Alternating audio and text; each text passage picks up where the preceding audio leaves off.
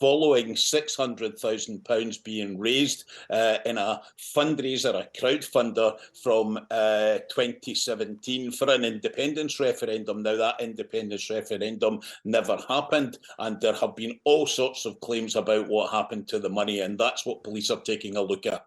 Exactly 24 hours ago, unmarked police cars were 10 minutes away from Nicola Sturgeon's house. They chapped the door at 7:35. By 7:45, her husband, Peter Murrell, had been arrested. By 8 o'clock, she had left the house. By 8:30, 4 police cars arrived. They erected a huge forensic tent in the garden, put police tape round about the house, and spent a dozen officers or so spent the day searching the house and the grounds in a quiet suburban street in the East End of Glasgow.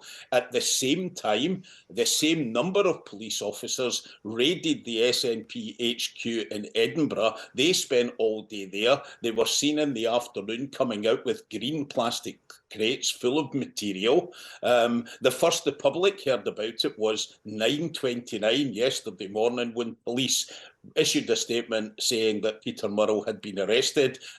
He spent 11 hours in custody in a Falkirk police station, but was released without charge about 7 o'clock last night, pending further investigation. I mean, an astonishing day. Yes, absolutely. And what can we say about what the concerns have been over SNP party finances? What can we say generally?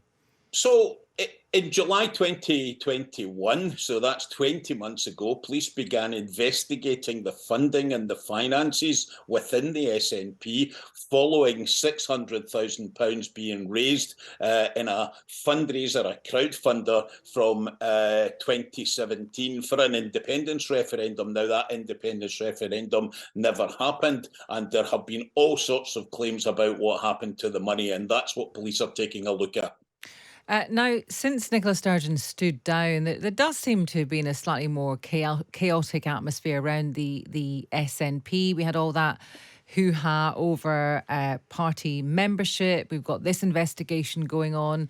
I suppose it depends where your sympathies lie, but Humza Yousaf has a very difficult job on his hands.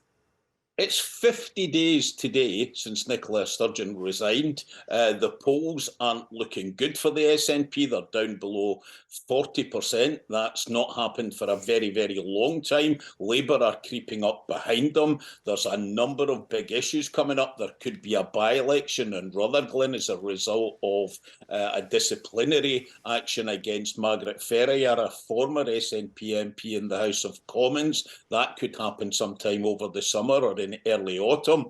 We've got a big situation coming in the next couple of weeks regarding that controversial Gender Recognition Act, which the UK government vetoed, about whether or not the Scottish government are going to court.